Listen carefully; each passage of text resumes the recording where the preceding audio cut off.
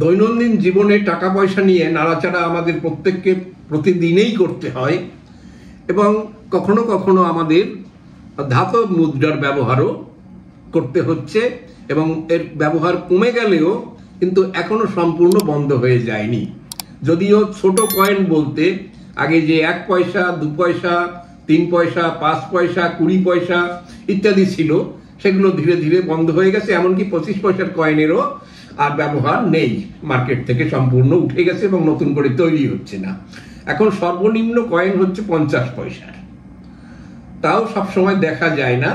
এরপরে 1 টাকা 2 টাকা 5 টাকা এবং 10 টাকার কয়েন।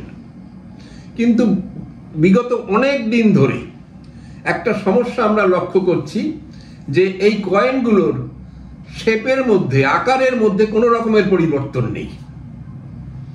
এবং আরেকটা জিনিস হয়েছে যে প্রত্যেকটা কয়েনের সাইজ, 1 টাকার কয়েনের এত ভ্যারাইটি সাইজ পাওয়া যাচ্ছে যা দেখলে অবাক হতে হবে। কখনো কখনো দেখা যাচ্ছে যে পুরনো যে কয়েনগুলো রয়েছে 1 টাকার, তার 2 টাকার কয়েনের চাইতে অনেক বড়। এবং আরেকটা সমস্যা হচ্ছে যে মেটাল ব্যবহার করা হয়, বেশ কিছুদিন ব্যবহার করার পরে সেই মেটাল ঘষে ঘষে তার উপরে যে চিহ্ন থাকে 1 টাকা বা 2 টাকার যে মার্ক, সেই মার্কগুলো অনেক সময় সমান হয়ে যায়। সমান হওয়ার পরে সেটা 1 টাকা কিংবা 2 টাকার এটা বোঝা যায় না। বিশেষ করে যারা একটু বয়স্ক হয়েছেন, যারা চশমা ব্যবহার করেন, তাদের ক্ষেত্রে ভয়ানক রকমের সমস্যা হয়। ফলে আমরা এখানে দোষ দেব এখন যারা কয়েন ডিজাইন করে তাদের, কারণ তাদের জন্যই এই সমস্যাটা হচ্ছে। যারা একটু প্রবীণ লোক, যাদের বয়স 40, 50, 60 হয়েছে, তারা মনে করতে পারবেন যে এর আগে 1 পয়সা 2 পয়সা 3 পয়সা 5 পয়সা বা 20 পয়সার যে কয়েনগুলো ছিল, প্রত্যেকের আকার ছিল আলাদা আলাদা। 10 পয়সার কয়েনে খাস কাটা, 5 পয়সার কয়েন ছিল তখন 4 কোণ বিশিষ্ট, 20 পয়সার কয়েন ছিল 6 কোণ বিশিষ্ট। এমনি ভাবে 3 পয়সা 1 পয়সা 2 পয়সা প্রত্যেকের আকার ছিল আলাদা। ফলে লেখা না দেখেও বোঝা যেত কোনটা কোন দামের কয়েন। কিন্তু এখন যেটা হয়েছে যে একই কয়েনের নানান আকার থাকার জন্য একটা সমস্যা, খুব কাছে নিয়ে দেখতে হবে যে এটা 1 টাকা কিংবা 2 টাকা। অর্থাৎ আমার পকেটে হাত দিয়ে আমি বুঝতে পারবো না যে 1 টাকার কয়েন তুললাম কিংবা 2 টাকার কয়েন তুললাম, এটা বোঝার কোনো উপায় নেই। এইভাবে যারা কয়েন ডিজাইন করছেন আরবিআই তরফ থেকে, তাদেরকে বোঝাতে হবে যে তোমরা এইভাবে ডিজাইন করো না। শুধুমাত্র যদি দুটো কয়েন, 1 টাকা এবং 2 টাকার কয়েনের আকারের মধ্যে কোনো পরিবর্তন আনা যায়, তাহলে সমস্যা অনেকটাই মিটে যায়। এবং মেটালের দাম অনুযায়ী যদি সাইজ তৈরি করতে হয়, তাহলে সেইভাবে আগের থেকে ভাবতে হবে। একই ধরনের এই নানান একই মুদ্রার অনেক আকার কেন হবে সেখানে? এমনকি কোনো কোনো অঞ্চলে দেখা যাচ্ছে যে 1 টাকার কয়েনগুলো এত ছোট যে সেই অঞ্চলে 1 টাকার কয়েন বাজারে চলে না, বাজারের দোকান নিতে চায় না, এবং সেই নিয়ে অনেক সময় ঝগড়াঝাটি, সেখানে মারামারি পর্যন্ত হয়ে যায়। একদল বলছেন যে দিতে চাইছেন, তিনি বলছেন যে এটা অচল হয়ে গেছে, আপনি লিখে দিন। আর একজনে বলছে আমি নেব না, আপনি কি করবেন?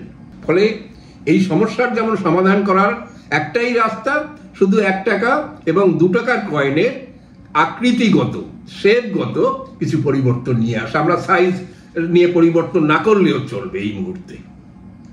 5 টাকা এবং 10 টাকার কয়েন নিয়ে অতটা সমস্যা হচ্ছে না, কারণ তাদের ওজন ইত্যাদি আলাদা।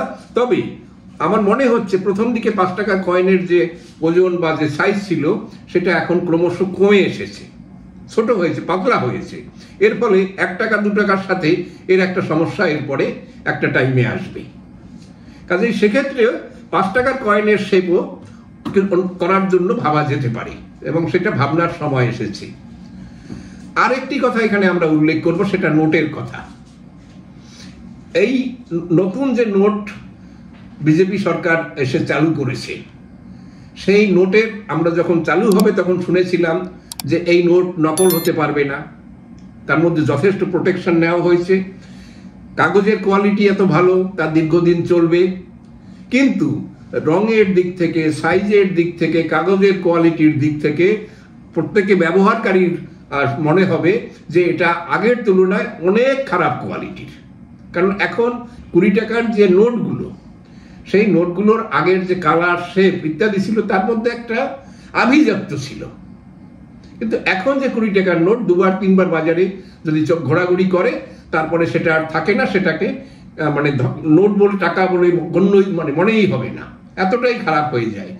তো এইভাবে যদি কাগজের কোয়ালিটি সামান্য বাড়ানো যায় তাহলে কিন্তু এই বারবার এই নোট ছাপার সমস্যাটা থেকে কিন্তু রেহাই পাওয়া যায়, তাতে খরচ বহু পরিমাণে সরকারের কমতে পারে।